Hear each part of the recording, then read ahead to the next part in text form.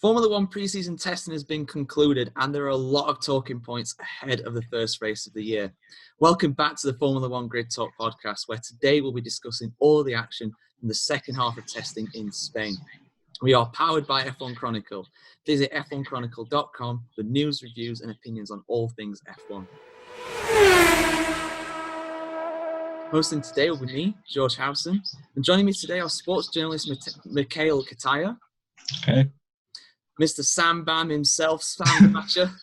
Hello, you all right? All right, yeah, mate. And F1 writer and presenter Chris Medland. Good afternoon, how are we doing? Doing all right, thank you very much. So, it's fair to say, rather predictably, Mercedes Mikael are looking on top at the moment. Most laps completed. Lewis Hamilton with the most laps of any driver. So, it's looking all good for the Silver Arrows going into 2020. Yeah, it's looking very good. Probably one of the best preseason testings they've had since they came to power, let's say. Yeah. Personally, very happy that Bottas got the fastest time of testing. As a Finnish man, it makes me very proud. Although the sad thing about it is the fact that I think for the last 10 years, the fastest driver in the testing has never become the Drivers' Championship. So that's something I wish he's going to break. But someone can also check me on that statement, but I think I read that on Twitter. That's a stat, that, to be fair. I would have guessed that one. No idea. But yeah, absolutely blistering pace from Mercedes, Sam. It's, fastest laps aren't everything, but the absolute speed of that lap from Bottas, and I think it was the first week, just unbelievable. Yeah. Hasn't he set the fastest time in both weeks? No. Am I correct with that? Yeah. Yeah. Mm-hmm. Yeah. So, yeah, the Mercedes looked great, isn't it, once again? To be fair, last year Ferrari looked quick in testing, and then they turned up Australia. Didn't look quick at all, did they? So that could happen again. But Mercedes, you just feel like they're going to be on top again easily with a big gap to the rest of the field. And I wouldn't be surprised if they walk away with a win in Melbourne, just like last year. So yeah, we'll see. Yeah, Mercedes will be the ones to beat. Definitely seems like it, yeah. And it also seems like they've left the sandbags at home, doesn't it, Chris? I mean, the pace they've been putting in has been something else. I mean, it is the feeling around the paddock that, like, right, this is looking like another really good year for the Mercs. Actually, no, I wouldn't have said it is. It probably was a bit more after the first test. Like you say, that Bottas lap that we got was rapid, and he didn't get close to it in the second week. And maybe the track conditions were a bit different. There was a bit of talk that it was a slower circuit, windier in the second week, so it wasn't quite so simple. But both Ferrari and Red Bull kind of showed hints of what they could do at different times, and some of their race pace was better.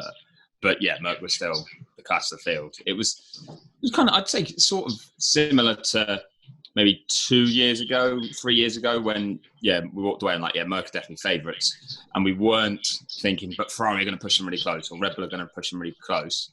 But we also can't write off either of those from what we saw in that second test. I think Red Bull just seemed a little more confident. They pounded in some good mileage, actually, that they don't normally do. They seem to focus on a slightly different program than usual. And they were never quickest in preseason testing when they were dominant.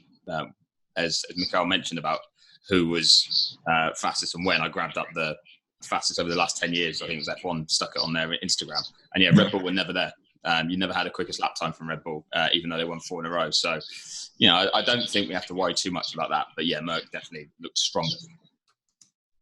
Yeah, I'd go along with that. I mean, fastest laps aren't everything. But what will potentially worry Mercedes, I think it's on the last day, they had some mechanical issues, and some of the customer teams have had issues with their engines too, most notably Williams. I mean, it's not looking bulletproof, that engine, but if you're not going to test the limits of these engines, then when are you going to do it if you're not going to do it in testing? Yeah, exactly. Like you say, Williams were very outspoken, actually. I was quite surprised at Claire Williams, how frustrated she was, and was happy to say it. But she really wasn't happy with how the power unit ran, especially with only 6 days. That was pretty costly to lose track time. So there was a point where you thought, maybe it's a Williams issue more than anything, because they'd had much more of the problems. And then the following day, or that afternoon maybe, even Lewis stopped on track. They had a bit of an issue for Bottas as well. So yeah, it's not bulletproof. Partly in response, I think, to how good Ferrari were with their power unit last year. So Merc are definitely trying to close that gap. And now we're not even sure if Ferrari will be able to be as strong as they were last year, with the FIA putting out a statement that there's been changes. So it could be quite ironic if Merc have pushed themselves too far and then they didn't even need to. Yeah, you never know. That could be the case, but you can always run lower engine modes. You never know. But yeah, I mean, we mentioned about Red Bull, Mikael, and they're the second. They've got the second fastest time of testing overall. Max Verstappen putting them 1:16.2. I mean, like Chris said, it's times aren't everything. Red Bull were never fastest during testing when they were so dominant before the V6s came in. But the pace that they've been showing is very encouraging so far. Yeah, that's true.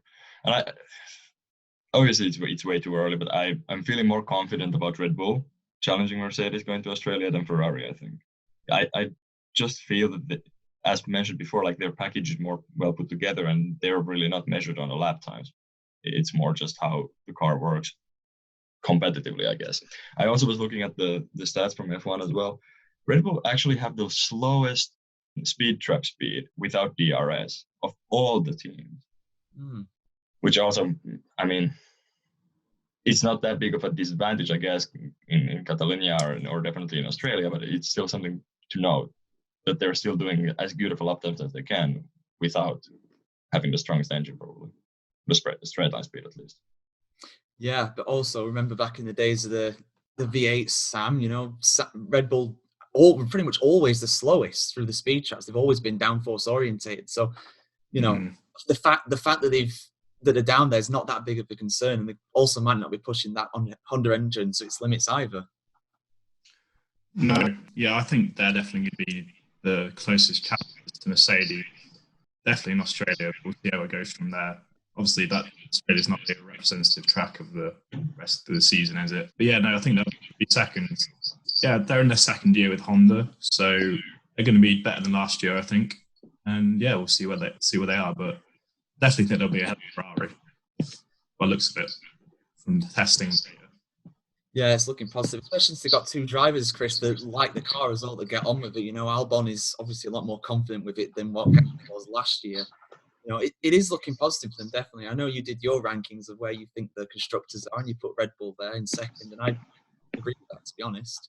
Yeah, there was times it looked a little bit twitchy at slow speed. The rear end looks a little bit unstable, but that was in Barcelona and it was windy and it is colder. So they're not really the same conditions you're going to see anywhere else. And Verstappen didn't seem concerned at all. He was pretty positive, and then he was talking about how he expects Red Bull just to be much more stable when they get to the next race because they were just pushing the limits as far as they could, given it was testing. Albon didn't have as many spins as Max. I think it's still what will be interesting with how close Albon can get to Max this year because it's such a tough teammate to have. And the fact that last year, Gasly did struggle and Alex did perform better with the car, but he still was a chunk of time off Verstappen. So that's going to be quite crucial, I think, to whether Red Bull do beat Ferrari is whether Alex really does close that gap this year. And I do expect him to an extent, it's just how much. Whereas you'd expect the two Ferrari drivers to be fairly close most of the season. Yeah, hopefully not as close as they were at times last season. The Ferrari Not for us, we've got that. Yeah, true. Well, we'll have to see. Maybe Mad Max could win down in Australia. Who knows? But, the signs are positive for them. Look, they're looking pretty solid. And Albon as well, like you said, I would expect him to close the gap as well because he's got that half a season in the car. He was still a rookie last year as well. It's really odd. It's really easy to forget that as well because he did so well. We'll see how Red Bull get on. Next up is Renault. Now, they were third fastest, almost identical top time to Red Bull, Mikael, but I wouldn't really expect him to be challenging the top three this year. It's just, it seems like they could have been doing the Ferrari trick of doing the Hollywood lap time, getting up there in the headlines. Whereas in reality, they might not actually be that quick.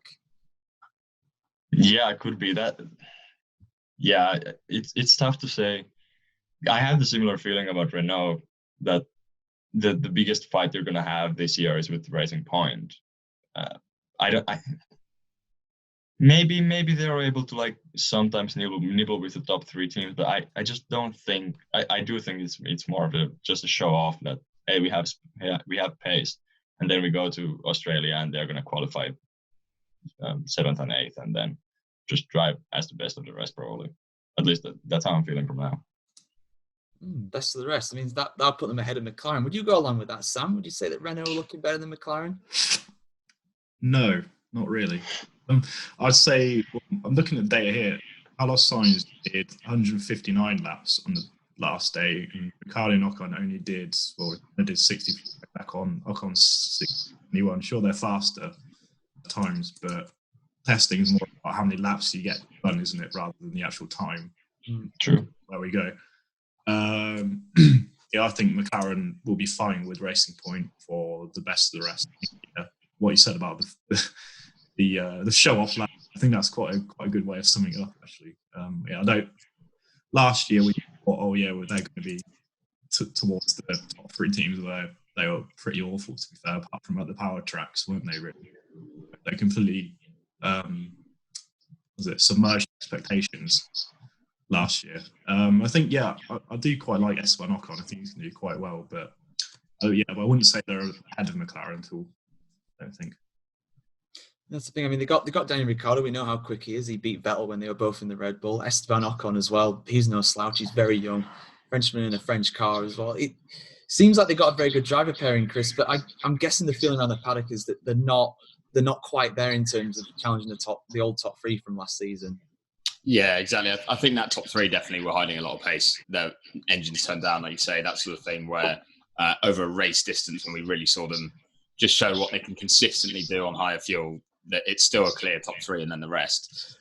Renault's, those lap times you mentioned, the headline ones, did sort of catch your eye a little. I don't think anyone was expecting them to be that quick on some of the harder compounds as well. So they suddenly just showed where everyone thought, they were comfortably 6th perhaps. Maybe they are a threat for 4th with McLaren and Racing Point. And you're right in the driver lineup being arguably the strongest of those 3 teams. As impressive as Sainz and Norris were last year, Norris is still only after 1 season in there. They are a good pairing together. They get on well, but it would be a tough call between which pair would you take if you were looking at the big results. Would you go with someone like Ricciardo, who's a proven race winner, and Ocon, who there's such high expectations around as well? So I think that's where they've got the advantage over certainly Racing Point.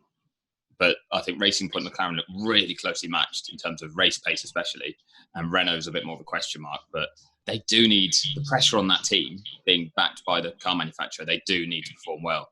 And I wrote them off a bit. I said 6th, and then I did another podcast at the end of last week where someone said, but they can't afford to be 6th. And either they're going to buy time and say it's all about 2021 and we're writing this year off. So what they start the year with, that's the car they'll race with all year. Or they're going to have to develop it all season and try and do well this year just to keep that whole operation going. That's the thing. Yeah, they definitely focus on 2021.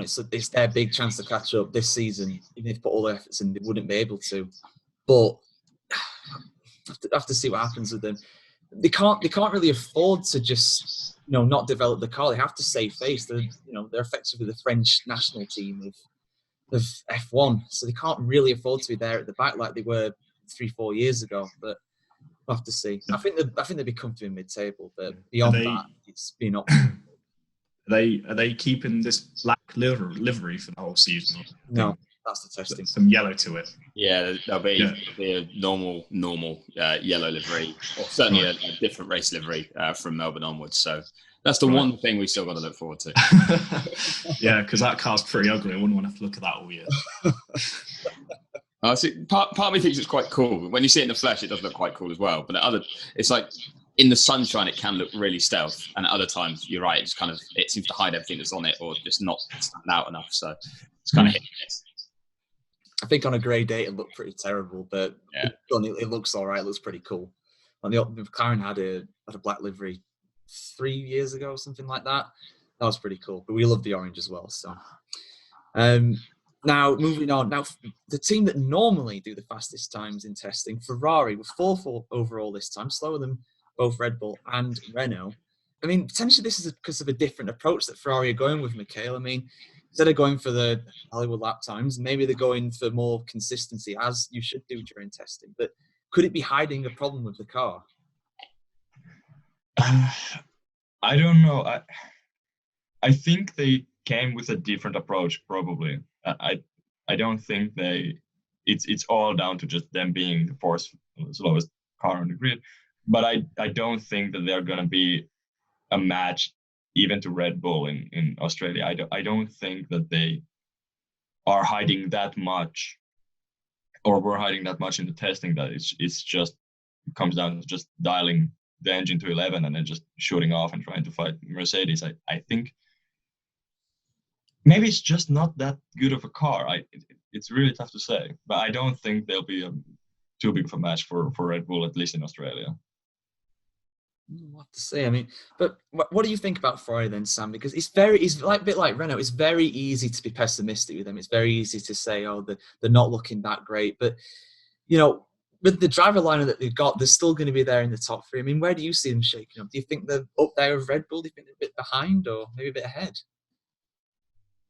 Well, I don't know with Ferrari. I don't know. You never know, do you? What Ferrari you're going to get? Yeah, no, they definitely won't be on Mercedes. That's for sure. But then again, last year we all thought Ferrari were going to turn up and blitz the championship, didn't we? And that didn't happen. So yeah, maybe this year they're doing the completely opposite and saying, oh, yeah, we won't do too much on testing. We'll be there or thereabouts. And then in Australia, they turn up with the quickest car they've had for a long, long time and win. So yeah, it's just, you don't know really, do you, until you get to Australia. But even then, if they do, they'll probably find a way to mess it up with one of their strategy calls or something like that. It's true, isn't it? There were quite a few times when they had the fastest car on certain tracks last season, but they just messed it up with the strategy.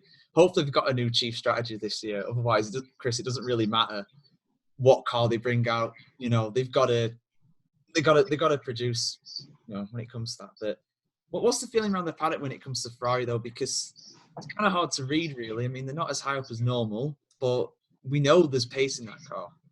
Yeah, it's a difficult one. I think, like Sam is right, you can never tell with Ferrari. They made it clear that they took a totally different approach, and they spent so much of that first test, like aero mapping and just checking every detail of that car. So I think they understand this year's car way better than they understood last year's car leaving Barcelona.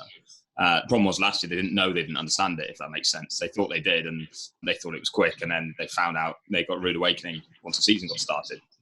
So I think they're in a better place to get the most out of the car as the season starts, but whether the car is quick enough to challenge at the front, I'm not convinced either. I think they definitely were hiding pace, like Merc were, like Red Bull were, but they were also talking their hopes down. And, you know, that's sometimes you look at that and go, oh, that's someone just trying to, you know, keep expectations low and then exceed them. But other times it's because they know we can't tell what they're doing and we might talk them up and then they'll look stupid again. So they were trying to actually say, no, we're not quite up there. I think just history dictates, you'd think Merc are going to have a good advantage. And I put Ferrari and Red Bull actually pretty close together.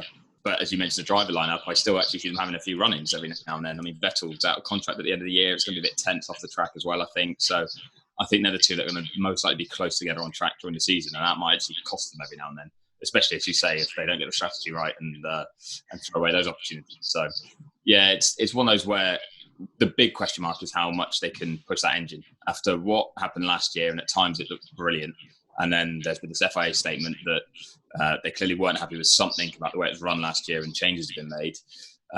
It's going to be interesting to see how it affects that power unit performance. But it was definitely turned down to the testing. You could see, you mentioned, Mikael, the non-DRS speed traps for Red Bull. With DRS on the quicker laps, the headline lap times that everyone did, you could see quite a big gap. I think Hamilton was actually slowest of all of the top three, certainly slower than Ferrari by about 4 kph, but then was like 14 kph, I think, slower than Perez in another Merc-powered car. So it shows that all of the top three do turn it down to some extent. The bit we don't know is how much.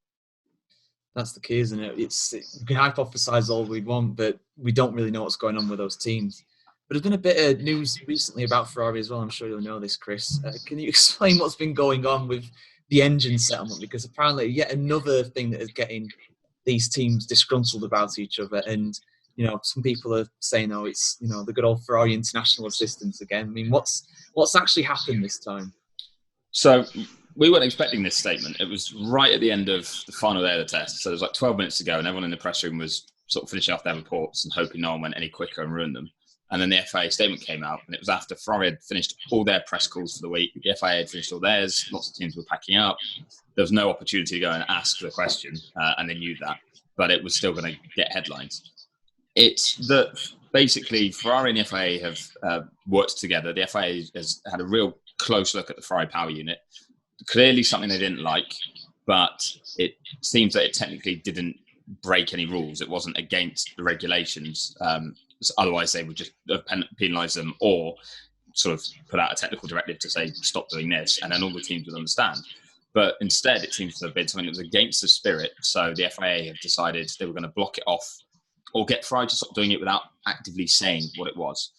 So it's different to a technical directive, which is what we'd normally get. And that means the teams are left in the dark. And that's what's going to cause trouble. Is that all the other teams normally get to understand where the line is. You know, can we do the same as that team if it's a grey area? And a technical directive either says, yes, this is legal, or no, it's not.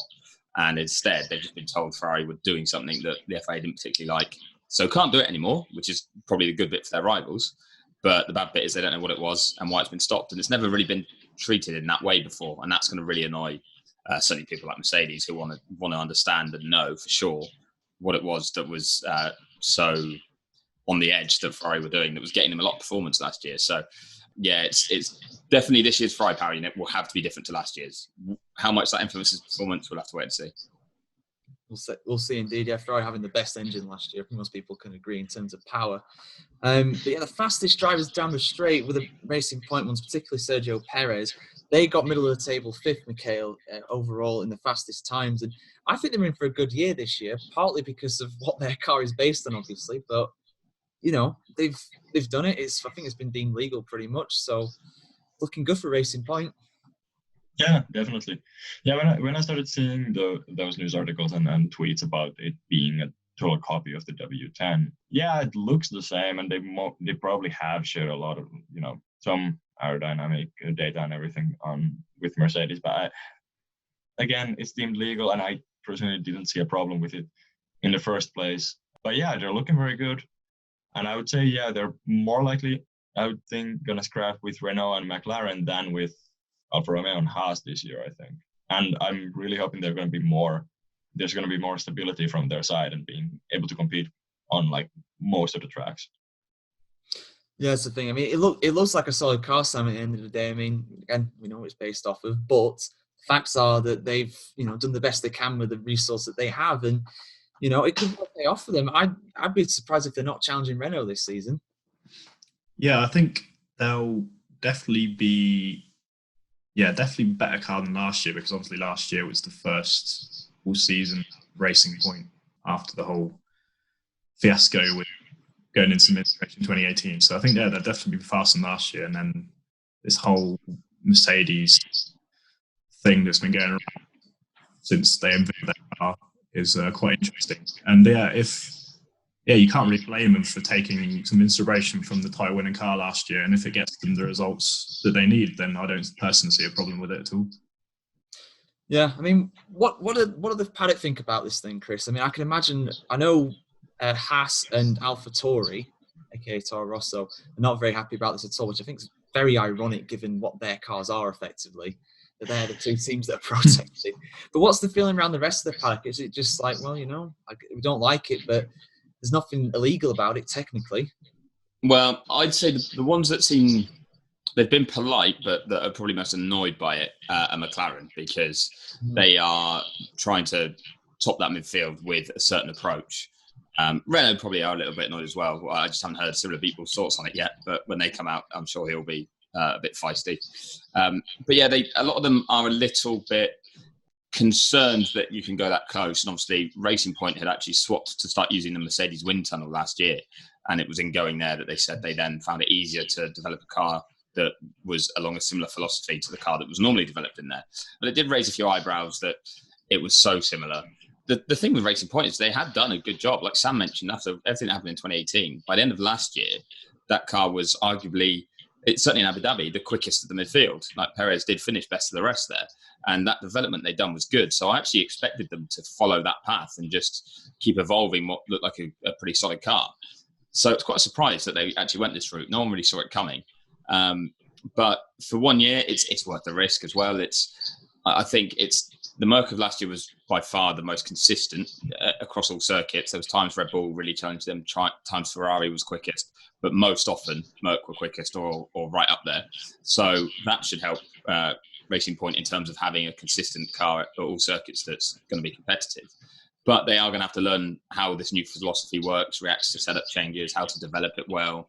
there's going to be a lot that's new to the team that might mean it isn't perfect all the way through the year. Whereas someone like McLaren, evolving last year's kind of concept, they were very consistent last year as well, performed really well, got the most out of that car pretty much every race weekend.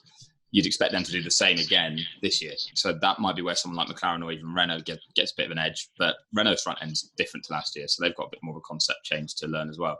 But yeah, it's raised a few eyebrows. I think it's Racing Point then just keep hitting back at Haas and saying, the size of your team can't develop a Formula One car, can't design its own car on it, without outside help.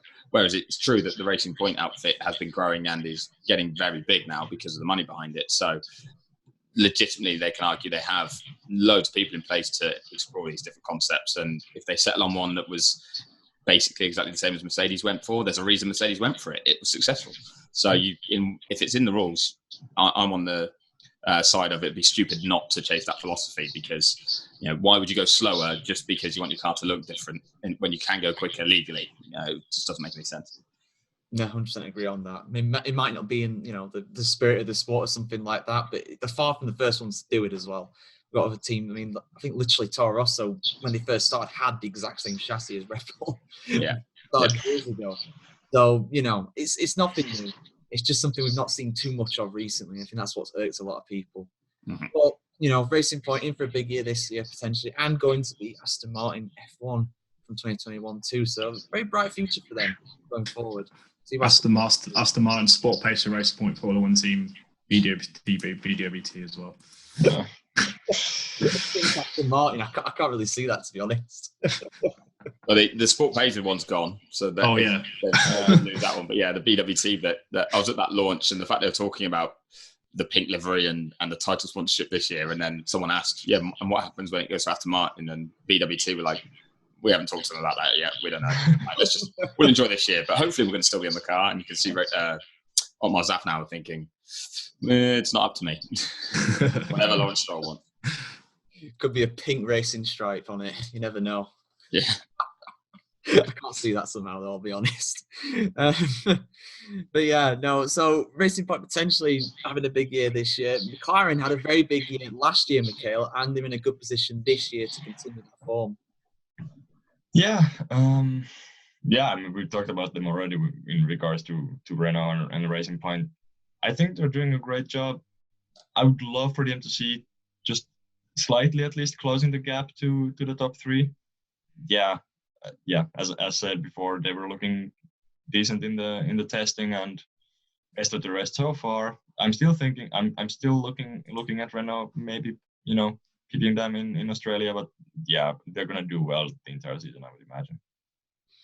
Yeah, and even though pace-wise not there in terms of overall one-time lap time, Sam, they're third in the overall most laps as well, more than Racing Point, more than Red Bull, more than anybody else in the midfield, more than anybody except for Mercedes and Ferrari. It's looking quite decent for them. I do like the design of that car, especially around the rear end. Yeah, sorry. Rear end. I shouldn't be laughing at that. Sure.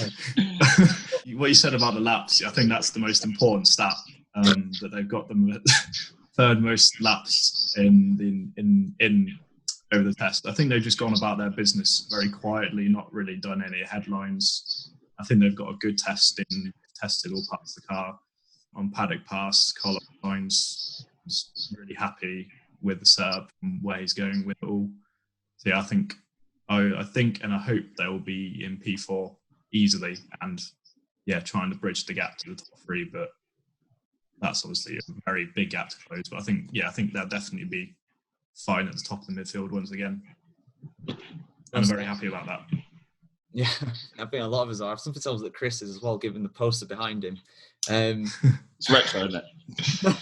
It's a cracker, that. I love that. But yeah, that's the thing with McLaren. They've got that much expectation. They've got all the history behind them. The fact that they're top of the midfield last year is great, but some people this year, Chris, will be expecting them to challenge the top three. But if we're being honest, that's a massive step for them to take. Yeah, I don't think the team expect that at all or are targeting that. And to be fair, their fans have been pretty impressive in sticking by them when it got really rough. And then their expectations actually seem to be largely in check. I think what would be a success is just getting closer to the top three by any stretch, really. If you've developed your car a little bit better than those three teams and you've made bigger gains than they have, that's impressive, even if it's only a 10th overall compared to last year. And I think they might have done that given the way testing went, and also just the noises coming out of the team from the bosses. Both Andrea Seidel and James Key, speaking on the final day, said they hit all their targets, that the car's responding the way they want it to, the upgrade plan's working, the new parts they put on are working the way they expect them to. All of last year was saying, it's a long way to go. It's a long way to come back from where we've been.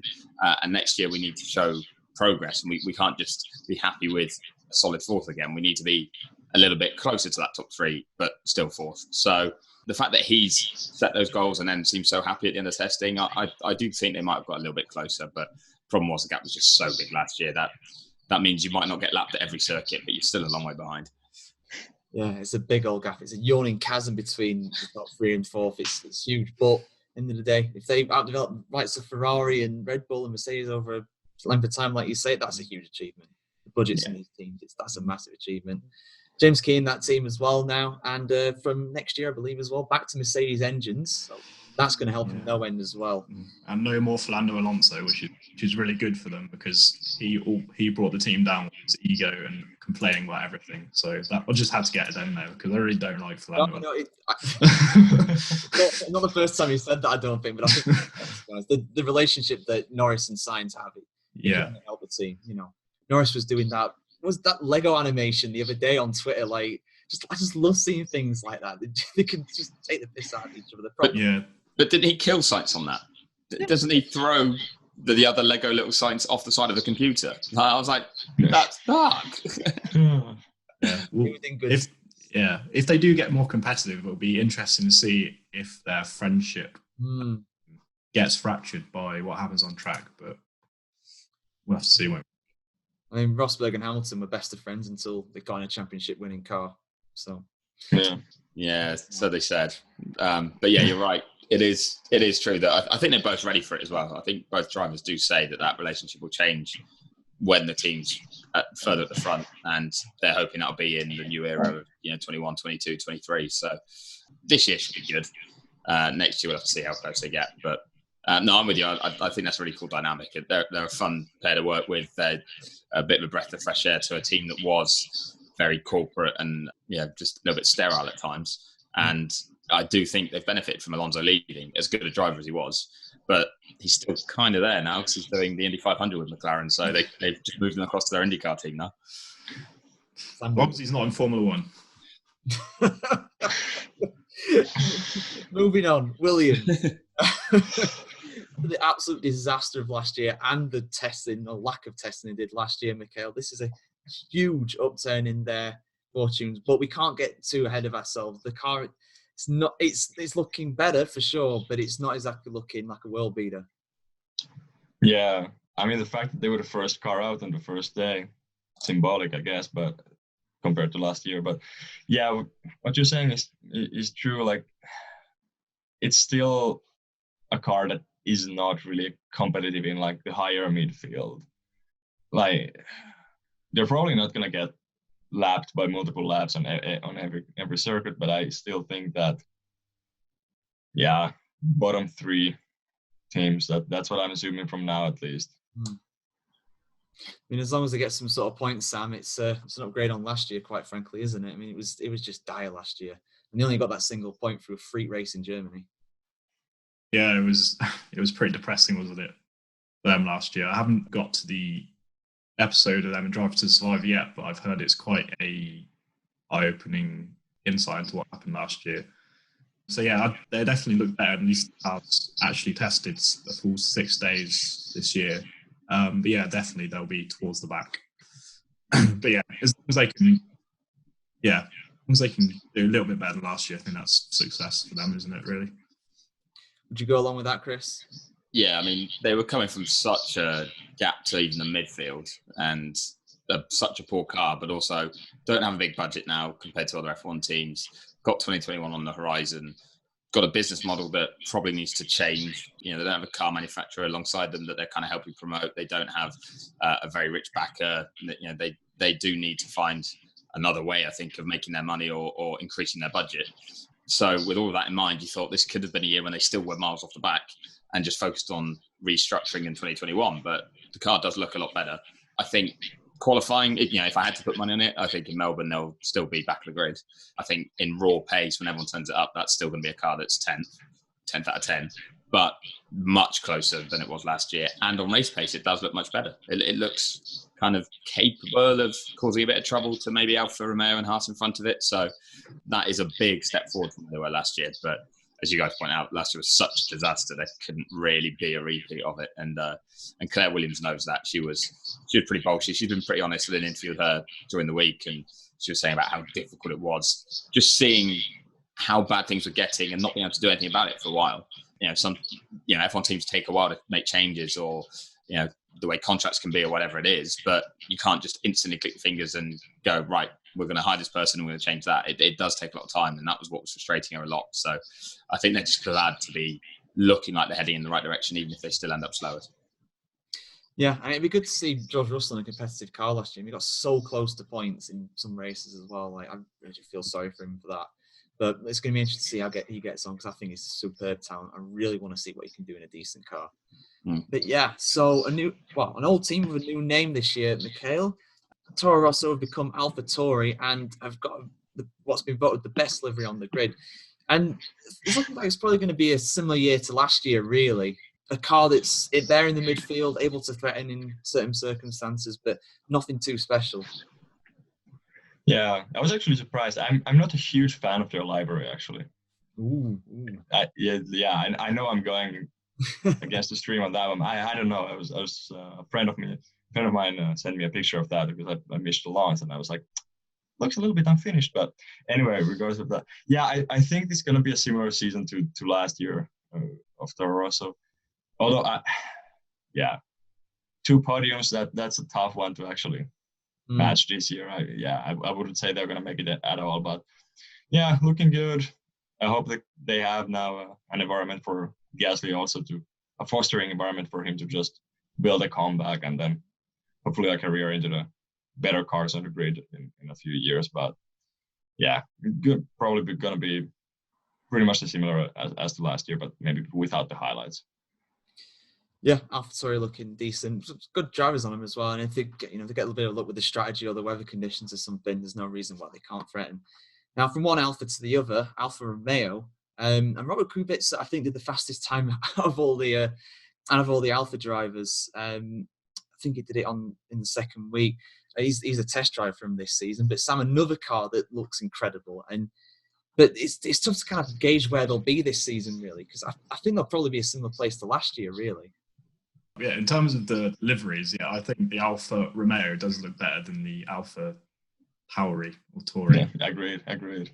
Good. Yeah, see, yeah, very much think alike. Yeah, but in terms of Alfa Romeo's performance, yeah, I think they'll probably be fine with Haas, maybe even Williams, I don't know, and Alpha Tauri as well. But kind of lower midfields.